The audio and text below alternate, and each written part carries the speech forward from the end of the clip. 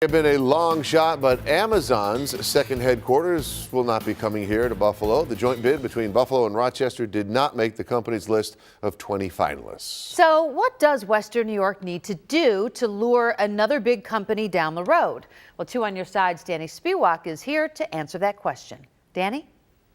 So this bid may not have attracted Amazon here, but a lot of elected officials and business leaders in the community are hoping that this maybe lays the groundwork for future companies to consider locating in Western New York. So we're taking a hard look at the region. What does it need to work on, and what does it already have to offer? Well, the first area we're going to look at is transportation. The Amazon bid specifically needed an international airport within 45 minutes. We obviously have that here in Western New York, but the bid also specifically needed direct flights to places like San Francisco in Seattle. We don't have that here in the Buffalo area.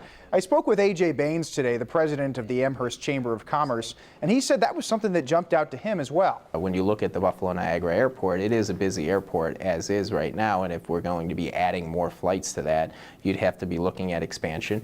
Also the metro system, they want connectivity between the project wherever it was going to be located to various places throughout the region, and then the bus system as well. Now, what about the workforce here in Western New York and education? Well, that's actually, believe it or not, a place where Western New York has a really nice advantage compared to other cities in the country. UB obviously is the largest public institution in New York, and as you may know, millennials are moving here in droves. So we spoke with Charles Lindsay, an associate professor of marketing over at UB, and he told us that this is definitely something that Buffalo can tout compared to other places. This region stacks up favorably right now to many of those areas from an educational standpoint and a talented workforce standpoint.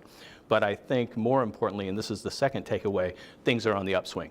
So what about that upswing? There's obviously an economic renaissance taking place in Buffalo, but there's also a cultural renaissance. It's cheap to live here. There's short commute times. That may make a difference down the road for a company. They see our inner harbor, they see the sports teams that are here, they see the art scene, they see the restaurant scene. There's a lot of positive things, there's a lot of positive momentum.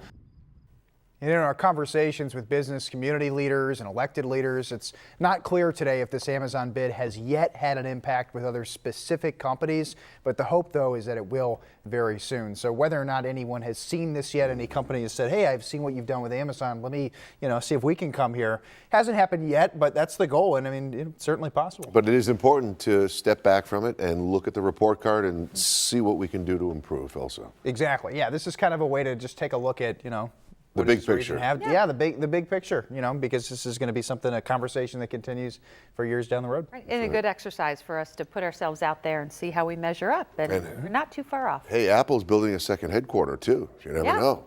Throw our hat in the ring. That's right. Thanks, Danny. Danny.